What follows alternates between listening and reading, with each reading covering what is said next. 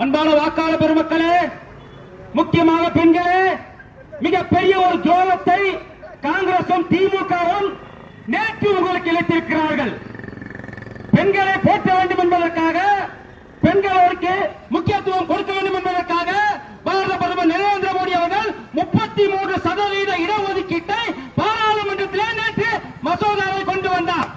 ஆனால் இங்க இருக்கக்கூடிய காங்கிரசும் திமுகவும் இணைந்து அந்த மசோதாவை தோற்கடித்திருக்கிறார்கள்.